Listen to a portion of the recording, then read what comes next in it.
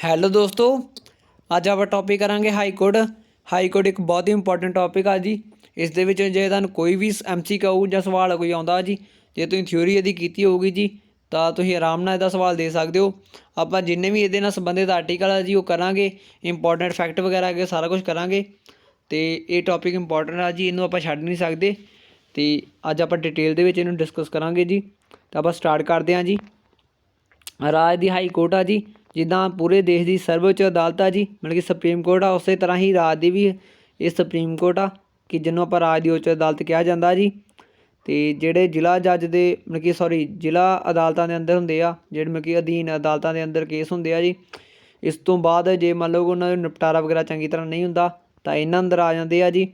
ਜਾਂ ਫਿਰ ਜਿਹੜੇ ਕਈ ਸਿੱਧੇ ਕੇਸ ਹੁੰਦੇ ਆ ਰਾਜਾਂ ਦੇ ਅੰਦਰ, ਤਾਂ ਉਹ ਸਿੱਧੇ ਹੀ ਰਾਜ ਦੀ ਉੱਚ ਅਦਾਲਤ ਵਿੱਚ ਲੱਗਦੇ ਆ ਜੀ।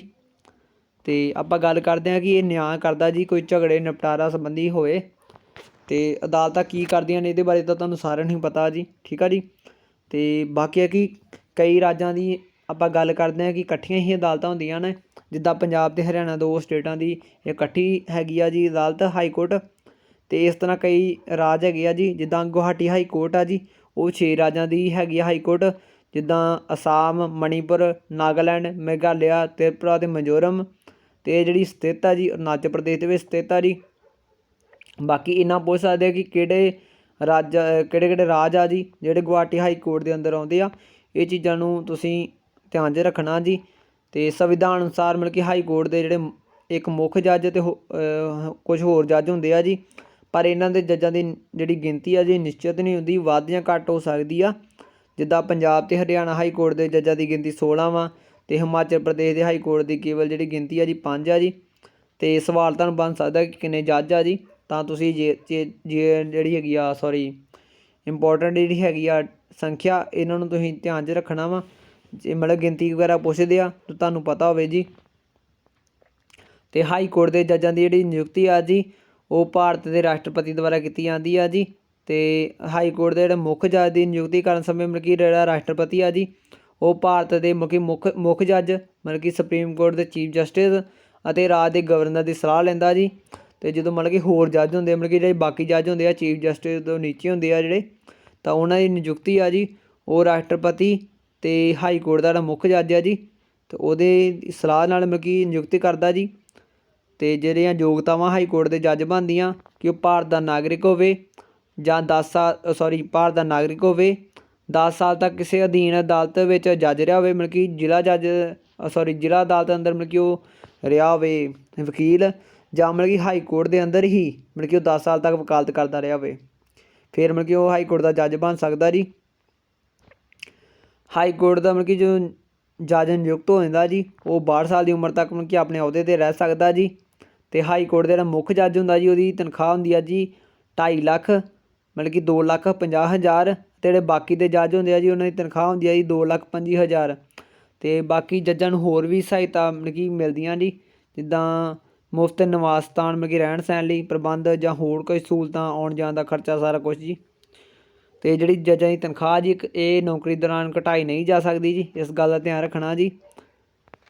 ਅਤੇ ਜੇ ਰਾਸ਼ਟਰਪਤੀ ਮਤਲਬ ਕਿ ਚਾਹਵੇ ਤਾਂ ਹਾਈ ਕੋਰਟ ਵਿੱਚ 2 ਸਾਲਾਂ ਦੇ ਲਈ ਦੇ ਵਾਧੂ ਜੱਜਾਂ ਦੀ ਨਿਯੁਕਤੀ ਕਰ ਸਕਦਾ ਜੀ। ਉੱਚ ਅਦਾਲਤਾਂ ਜੀ ਮਤਲਬ ਕਿ ਹਾਈ ਕੋਰਟ ਦੀਆਂ ਜਿਹੜੀ ਪਾਵਰ ਬਾਰੇ ਗੱਲ ਕਰਦੇ ਹਾਂ ਜੀ, ਮੌਲਿਕ ਸ਼ਕਤੀਆਂ ਜੀ। ਇਸ ਨਾਲ ਮੌਲਿਕ ਅਧਿਕਾਰਾਂ ਨਾਲ ਸੰਬੰਧਿਤ ਜਿੰਨੇ ਵੀ ਉਲੰਘਣਾ ਹੁੰਦੀ ਹੈ, ਕੋਈ ਮੁਕੱਦਮਾ ਜੀ, ਉਹ ਸਿੱਧੇ ਹੀ ਅਧੀਨ ਅਦਾਲਤਾਂ ਦੇ ਵਿੱਚ ਜਾਣ ਤੋਂ ਇਲਾਵਾ ਸਿੱਧੇ ਹੀ ਮਤਲਬ ਕਿ ਹਾਈ ਕੋਰਟ ਵਿੱਚ ਲੱਗ ਸਕਦੇ ਆ ਜੀ। ਅਪੀਲੀ ਸ਼ਕਤੀਆਂ ਹੁੰਦੀਆਂ ਜੀ 3 ਪ੍ਰਕਾਰ ਦੀਆਂ ਹੁੰਦੀਆਂ ਵਾ, ਅਤੇ ਜਿੱਦਾਂ ਦੀਵਾਨੀ, ਫੌਜਦਾਰੀ, ਸੰਵਿਧਾਨਿਕ, ਇਹਨਾਂ ਸੰਬੰਧਿਤ ਜਿੰਨੇ ਵੀ ਮਾਮਲੇ ਹੁੰਦੇ ਆ ਉਹ ਸਾਰੇ ਹਾਈ ਕੋਰਟ ਦੇ ਅੰਦਰ ਲੱਗਦੇ ਆ। ਅਤੇ ਜਿਹੜੇ ਪ੍ਰਸ਼ਾਸਨਿਕ ਸ਼ਕਤੀਆਂ ਹੁੰਦੀਆਂ ਜੀ, ਜਿੱਦਾਂ ਮਤਲਬ ਕਿ ਹਾਈ ਕੋਰਟ ਦੇ ਨੀਚੇ ਜਿੰਨੀਆਂ ਵੀ ਅਦਾਲਤਾਂ ਹੋਣਗੀਆਂ ਜੀ, ਉਹਨਾਂ ਦੀ ਨਿਗਰਾਨੀ ਕਰ ਸਕਦੀ ਆ, ਉਹਨਾਂ ਦੀ ਕਾਰਵਾਈ ਜਾਂ ਪ੍ਰਸ਼ਾਸਨਿਕ ਮਤਲਬ ਕਿ ਨਿਯੰਤਰਣ ਰੱਖਦੀ ਆ ਜੀ। ਉਹਨਾਂ ਦੀ ਕਾਰਜ ਪ੍ਰਣਾਲੀ, ਹਿਸਾਬ ਕਿਤਾਬ, ਜੱਜਾਂ ਦਾ ਸਾਰਾ ਕੁਛ ਹੀ ਮਤਲਬ ਕਿ ਹੋਊਗਾ ਨਹੀਂ, ਜਾਂਚ ਪੜਤਾਲ ਕਰ ਸਕਦੀ ਆ, ਉਹਨਾਂ 'ਤੇ ਕੰਟਰੋਲ ਕਰ ਸਕਦੀ ਆ ਜੀ। ਅਤੇ ਬਾਕੀ ਹੈ ਕਿ ਉਹਨਾਂ ਦੇ ਮੁਕੱਦਮਿਆਂ ਦੀ ਅਦਲਾ ਬਦਲੀ ਕਰ ਸਕਦੀ, ਕੁਛ ਵੀ ਜਿਹੜਾ ਕੰਟਰੋਲ ਆ ਜੀ ਪੂਰਾ ਅਧੀਨ ਅਦਾਲਤਾਂ ਦਾ, ਉਹ ਸਾਰਾ ਹਾਈ ਕੋਰਟ ਦੇ ਉੱਤੇ ਹੁੰਦਾ ਜੀ। ਬਾਕੀ ਆਪਾਂ ਗੱਲ ਕਰਦੇ ਹਾਂ ਰਿਕਾਰਡ ਕੋਡ ਹੋਣਾ। ਅਤੇ ਹਾਈ ਕੋਰਟ ਦੇ ਅੰਦਰ ਜਿੰਨੇ ਵੀ ਕੇਸ ਹੁੰਦੇ ਆ ਜੀ, ਉਹਨਾਂ ਦਾ ਲਿਖਤੀ ਰਿਕਾਰਡ ਹੁੰਦਾ ਵਾ, ਕਿਉਂਕਿ ਜਦੋਂ ਕਿਸੇ ਨੇੜੇ ਅਧੀਨ ਅਦਾਲਤਾਂ ਹੁੰਦੀਆਂ ਨੀਚੇ ਵਾਲੀਆਂ, ਜਾਂ ਮਤਲਬ ਕਿ ਹੋਰ ਕੋਈ ਕੇਸ ਲੱਗਣਗੇ ਜੀ, ਉਹਨਾਂ ਦੀ ਐਗਜ਼ਾਮਪਲ ਦਿੱਤੀ ਜਾ ਸਕਦੀ ਆ ਕਿ ਤਾਂ ਜੋ ਉਹਨਾਂ ਦਾ ਮਤਲਬ ਕਿ ਫੈਸਲਾ ਕਰਨਾ ਸੌਖਾ ਹੋ ਜੇ। ਮੰਨ ਲਓ ਕਿ ਜੇ ਕੋਈ ਇੱਦਾਂ ਦਾ ਪਹਿਲਾਂ ਦਾ ਕੋਈ ਕੇਸ ਆਇਆ ਵਾ, ਉਹਦੀ ਐਗਜ਼ਾਮਪਲ ਦੇ ਕੇ ਆਪਾਂ ਉਹ ਚੀਜ਼ ਨੂੰ ਦੇਖ ਕੇ ਤਾਂ ਆਪਾਂ ਉਹਦਾ ਫੈਸਲਾ ਜਲਦੀ ਕਰ ਸਕਦੇ ਹਾਂ। ਅਧੀਨ ਅਦਾਲਤਾਂ ਦੀ ਗੱਲ ਕਰਦੇ ਹਾਂ ਜੀ, ਇਹਦੇ ਬਾਰੇ ਜ਼ਿਲ੍ਹਾ ਅਦਾਲਤਾਂ ਹੁੰਦੀਆਂ ਜਿਹੜੀਆਂ, ਤਾਂ ਇਹਦੇ ਜਿਹੜੇ ਹੈਗੇ ਆ ਜੀ, ਇਹ ਜ਼ਿਆਦਾ ਤੁਹਾਨੂੰ ਪਤਾ ਸਾਰੇ ਹੁਣ ਕੇਸ ਹਾਈ ਕੋਰਟ ਦੇ ਅੰਦਰ ਤਾਂ ਲੱਗ ਨਹੀਂ ਸਕਦੇ, ਤਾਂ ਇੱਕ ਉਹਨਾਂ ਦੇ ਨੀਚੇ ਇੱਕ ਅਦਾਲਤ ਬਣਾਈ ਗਈ ਆ ਕਿ ਤਾਂ ਜੋ ਮਤਲਬ ਕਿ ਨਿਪਟਾਰਾ ਹੋ ਜਾਏ ਕੇਸਾਂ ਦਾ, ਕਿ ਨੀਚੇ ਲੈਵਲ ਤੋਂ ਹੀ ਕਿ ਉੱਪਰ ਲੈਵਲ ਨਾ ਆ ਜਾਣ। ਜੇ ਮਤਲਬ ਕਿ ਕੋਈ ਹਾਈਲਾਈਟ ਕੇਸ ਹੈਗਾ ਉਹ ਤੋਂ ਉੱਪਰ ਆ ਜੇ, ਜੇ ਮਤਲਬ ਕਿ ਛੋਟਾ ਮੋਟਾ ਕੋਈ ਕੇਸ ਆ ਉਹ ਜੇ ਨੀਚੇ ਹੀ ਸੋਲਵ ਹੋ ਜਾਏ ਤਾਂ ਚੰਗਾ ਜੀ। ਇਸ ਕਰਕੇ ਬਣਾਇਆ ਗਿਆ ਸੀ ਜੀ। ਤਾਂ ਜਿਹੜੇ ਸੈਸ਼ਨ ਜੱਜ ਆ ਜੀ, ਅਤੇ ਉਹਨਾਂ ਦੀ ਜਿਹੜੀ ਨਿਯੁਕਤੀ ਕੀਤੀ ਜਾਂਦੀ ਆ ਉਹ ਰਾਜਪਾਲ ਅਤੇ ਹਾਈ ਕੋਰਟ ਦੇ ਮੁੱਖ ਜੱਜ ਦੀ ਸਲਾਹ ਨਾਲ ਕੀਤੀ ਜਾਂਦੀ ਆ। ਅਤੇ ਜਿਹੜਾ ਉਹਦਾ ਜੱਜ ਬਣਦੀ ਜਿਹੜੀ ਹੈਗੀ ਆ ਜੀ, ਉਹ 3 ਸਾਲ ਦਾ ਤੋਂ ਵਕਾਲਤ ਦਾ ਤਜਰਬਾ ਹੋਣਾ ਚਾਹੀਦਾ ਜੀ, ਟ੍ਰੇਨਿੰਗ ਦਿੱਤੀ ਜਾਣੀ ਚਾਹੀਦੀ ਆ ਜੀ, ਫਿਰ ਹੀ ਉਹਨੂੰ ਮਤਲਬ ਕਿ ਅਹੁਦੇ 'ਤੇ ਲਾਇਆ ਜਾਂਦਾ ਵਾ। ਸੌਰੀ ਜੀ, ਮੇਰੇ ਤੋਂ ਨਾ ਸਾਈਡ ਤੋਂ ਹੋ ਗਿਆ ਰੋਟੇਟ।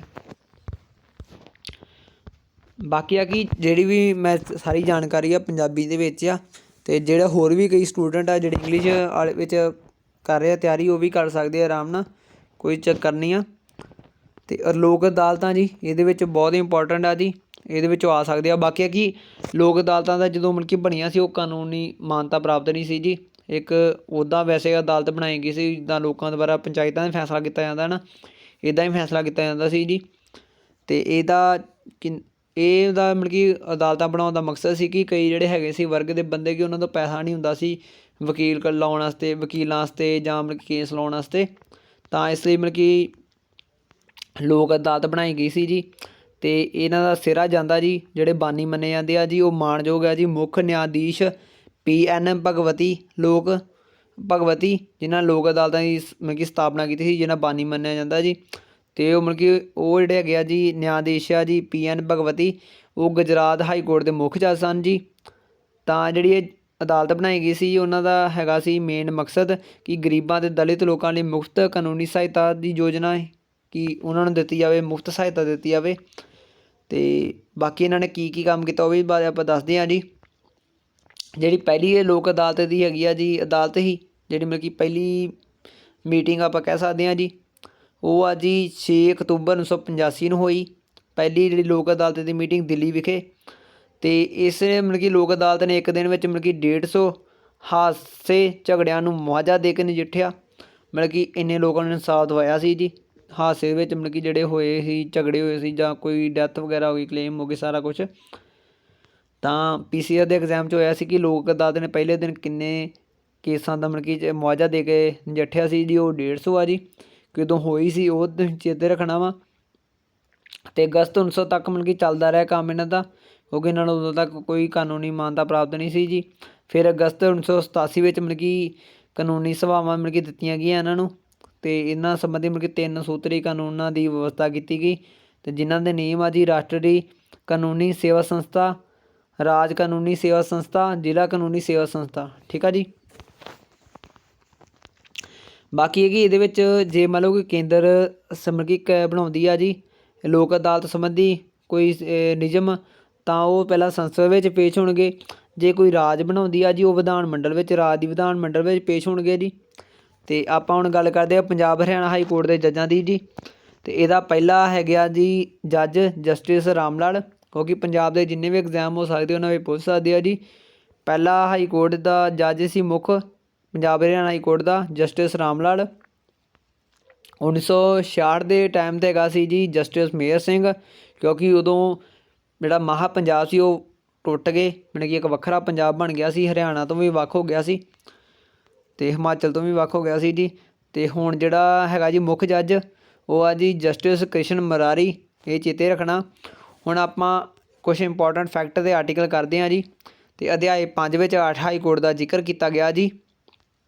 ਅਤੇ ਉਹ ਜੋ ਉੱਚ ਅਦਾਲਤ ਜਿਹੜੀ ਸਭ ਤੋਂ ਪਹਿਲਾਂ ਬਣਾਈ ਗਈ ਸੀ 1862 ਵਿੱਚ ਬਣਾਈ ਗਈ ਸੀ ਜੀ। ਅਤੇ ਉਦੋਂ ਕਲਕੱਤਾ, ਬੰਬੇ ਅਤੇ ਮਦਰਾਸ ਵਿੱਚ ਹਾਈ ਕੋਰਟ ਬਣਾਈਆਂ ਗਈਆਂ ਸੀ 3। ਅਤੇ ਸਭ ਤੋਂ ਜਿਹੜੀ ਪੁਰਾਣੀ ਹਾਈ ਕੋਰਟ ਮੰਨੀ ਜਾਂਦੀ ਉਹ ਕਲਕੱਤਾ ਮੰਨੀ ਜਾਂਦੀ ਹੈ ਜੀ, ਕਲਕੱਤੇ ਦੀ। ਅੱਗੇ ਵੀ ਤੁਹਾਨੂੰ ਮੈਂ ਲਿਖਿਆ ਦਿਖਾ ਦੂੰਗਾ ਜੀ ਪੁਆਇੰਟ। ਅਤੇ 1866 ਵਿੱਚ ਮਤਲਬ ਕਿ ਇਲਾਹਾਬਾਦ ਵਿੱਚ ਚੌਥੀ ਅਦਾਲਤ ਬਣਾਈ ਗਈ। ਅਤੇ 1950 ਤੋਂ ਬਾਅਦ ਮਤਲਬ ਕਿ ਹਰੇਕ ਰਾਜ ਦੀ ਇੱਕ ਉੱਚ ਅਦਾਲਤ ਬਣ ਗਈ, ਮਤਲਬ ਕਿ ਬਣੇਗੀ ਜੀ। ਜਦੋਂ ਮਤਲਬ ਕਿ ਉਹਨਾਂ ਕਹਿਤਾ ਕਿ ਹਰੇਕ ਸੰਵਿਧਾਨ ਦੇ ਅਕੋਰਡਿੰਗ ਚੀਜ਼ ਲਿਖਤੀ ਕਿ ਹਾਂ ਹਰੇਕ ਰਾਜ ਦੀ ਮਤਲਬ ਕਿ ਹੋਊਗੀ ਹਾਈ ਕੋਰਟ ਹੋਵੇਗੀ, ਤਾਂ ਉਸ ਤੋਂ ਬਾਅਦ ਮਤਲਬ ਕਿ ਬਣਾਉਣੀ ਲਾਜ਼ਮੀ ਕਰ ਦਿੱਤੀ ਕਿ ਜੇ ਮਤਲਬ ਬਣਦੀ ਪਈ ਸੀ ਤਾਂ ਫਿਰ ਉਹਨਾਂ ਨੇ ਬਣਾ ਦਿੱਤੀ। ਅਤੇ ਪਰ ਇਹ ਹੈ ਕਿ ਹਰੇਕ ਰਾਜ ਦੇ ਵਿੱਚ ਮਤਲਬ ਕਿ ਬਣਦਾ ਜਾਂਦਾ ਸੀ, ਕੋਈ ਟੁੱਟ ਗਏ ਰਾਜ ਵੱਖਰਾ ਬਣ ਰਿਹਾ ਸੀ ਤਾਂ ਫਿਰ ਤੁਹਾਨੂੰ ਪਤਾ ਕਿ ਜ਼ਿਆਦੀਆਂ ਅਦਾਲਤਾਂ ਨਹੀਂ ਬਣਾਈਆਂ ਜਾ ਸਕਦੀਆਂ ਸੀ, ਅਤੇ ਇਸ ਕਰਕੇ ਫਿਰ ਇੱਕ ਅਮੈਂਡਮੈਂਟ ਕੀਤੀ ਗਈ ਅਤੇ 7ਵੀਂ ਸੋਧ ਹੋਈ ਸੀ ਜੀ 1956 ਵਿੱਚ।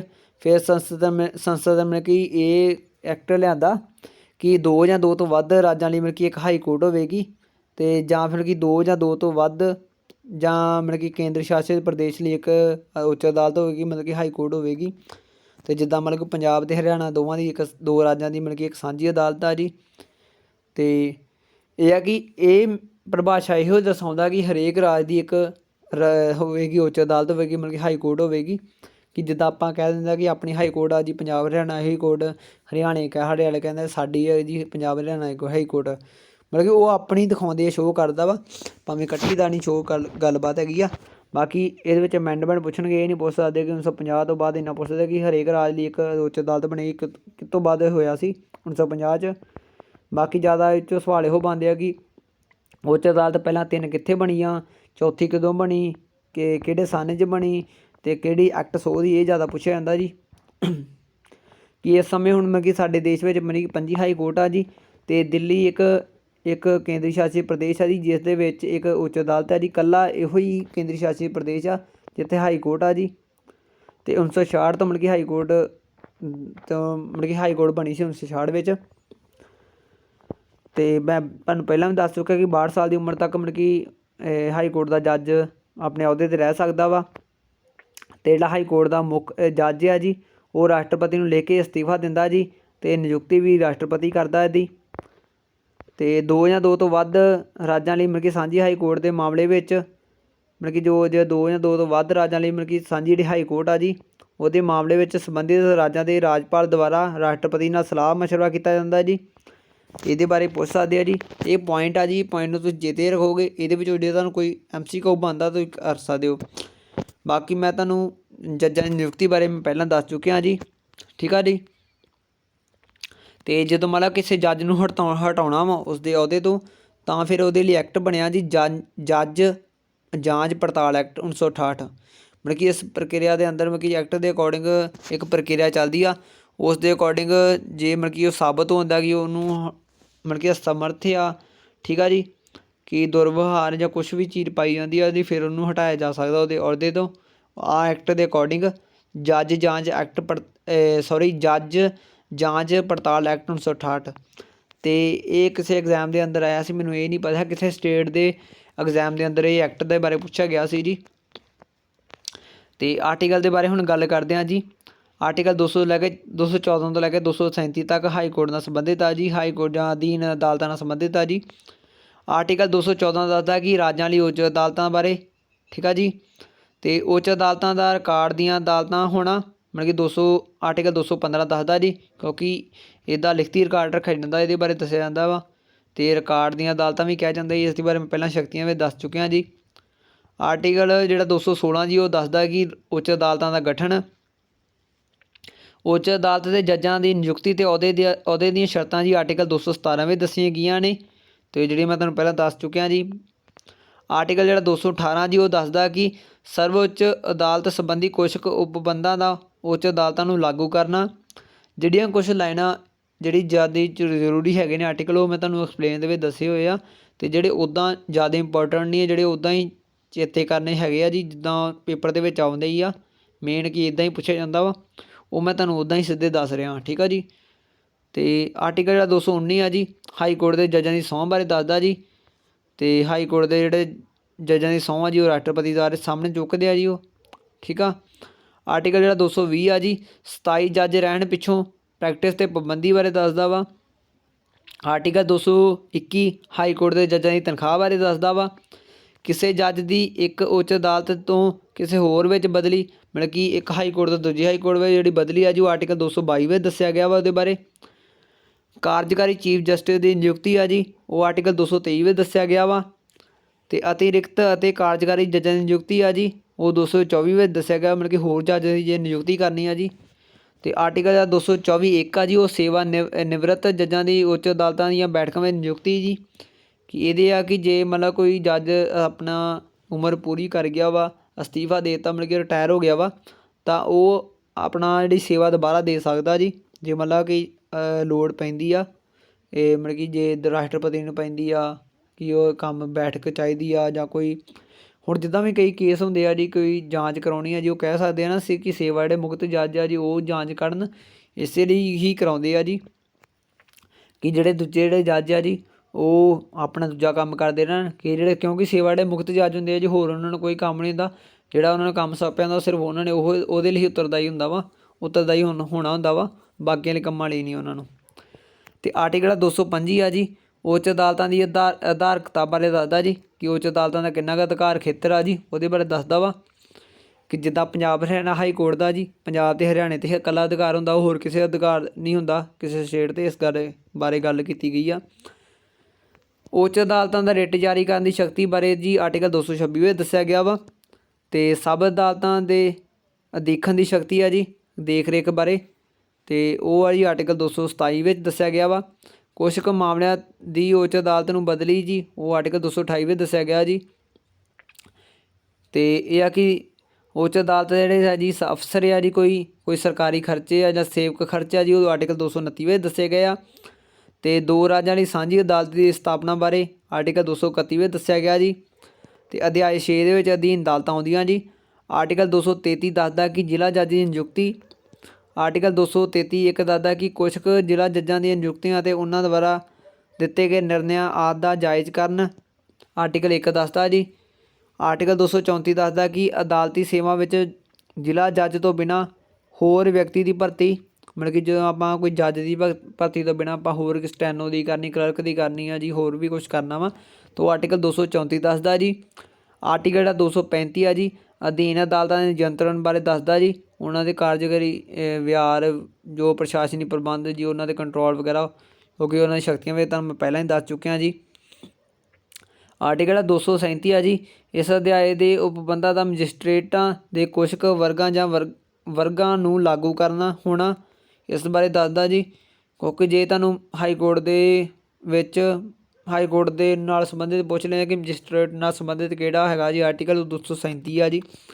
ਜੇ ਤੁਹਾਨੂੰ ਮੈਜਿਸਟ੍ਰੇਟ ਵਰਡ ਲਾ ਜੇ ਤੁਹਾਨੂੰ ਆਰਟੀਕਲ ਦੇ ਵਿੱਚ, ਤਾਂ 237 ਲਿਖ ਦਿਓ ਜੀ ਹਾਈ ਕੋਰਟ ਦੇ ਵਿੱਚ।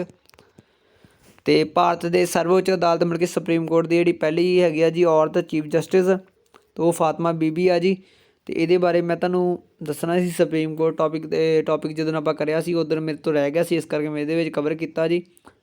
ਹਾਈ ਕੋਰਟ ਦੇ ਜੱਜਾਂ ਦੀ ਤਨਖਾਹ ਜੀ ਰਾਜ ਦੀ ਲੇਖਾ ਨੀਤੀ ਵਿੱਚੋਂ ਦਿੱਤੀ ਜਾਂਦੀ ਆ। ਅਤੇ ਜਿਹੜੀ ਪੈਨਸ਼ਨ ਆ ਜੀ ਉਹ ਭਾਰਤ ਦੀ ਸੰਚਿਤ ਵਿਧੀ ਤੋਂ ਦਿੱਤੀ ਜਾਂਦੀ ਆ। ਅਤੇ ਭਾਰਤ ਦਾ ਸਭ ਤੋਂ ਜਿਹੜਾ ਪੁਰਾਣਾ ਹੈਗਾ ਜੀ ਹਾਈ ਕੋਰਟ, ਉਹ ਕਲਕੱਤਾ ਹਾਈ ਕੋਰਟ ਨੂੰ ਮੰਨਿਆ ਜਾਂਦਾ ਜੀ। ਅਤੇ ਇੱਕ ਹੋਰ ਇੰਪੋਰਟੈਂਟ ਆ ਜੀ ਪੁਆਇੰਟ, ਅਤੇ ਐਗਜ਼ਾਮ ਦੇ ਵਿੱਚ ਆ ਚੁੱਕਿਆ ਜੀ, ਕਿ ਮੋਬਾਈਲ ਕੋਰਟ ਦੀ ਸਥਾਪਨਾ ਦਾ ਆਈਡੀਆ ਕਿਸ ਦਾ ਸੀ ਜੀ, ਉਹ ਡਾਕਟਰ APJ ਅਬਦੁਲ ਕਲਾਮ ਦਾ ਸੀ ਜੀ। ਇਹ ਇੰਪੋਰਟੈਂਟ ਪੁਆਇੰਟ ਆ ਜੀ, ਅਤੇ ਇਸ ਚੀਜ਼ ਨੂੰ ਤੁਸੀਂ ਛੱਡਣਾ ਨਹੀਂ ਆ, ਤੁਸੀਂ ਕਰਨਾ ਵਾ। ਅਤੇ ਤੁਹਾਨੂੰ ਇਹਦੇ ਵਿੱਚ ਜੋ ਵੀ ਸਵਾਲ ਆਉਂਦਾ ਤੁਸੀਂ ਆਰਾਮ ਨਾਲ ਕਰ ਸਕਦੇ ਹੋ। ਅਤੇ ਬਾਕੀ ਜੇ ਮੇਰੇ ਤੋਂ ਕੋਈ ਗਲਤੀ ਹੋ ਗਈ ਆ ਜੀ, ਉਹਦੇ ਲਈ ਮੈਂ ਮਾफ़ੀ ਚਾਹੁੰਦਾ ਜੀ। ਅਤੇ ਬਾਕੀ ਆਪਣੀ ਲਗਨ ਨਾਲ ਆਪਣੀ ਸਟੱਡੀ ਕਰੋ ਜੀ, ਅਤੇ ਵਾਹਿਗੁਰੂ ਮਿਹਰ ਕਰਨ ਜੀ।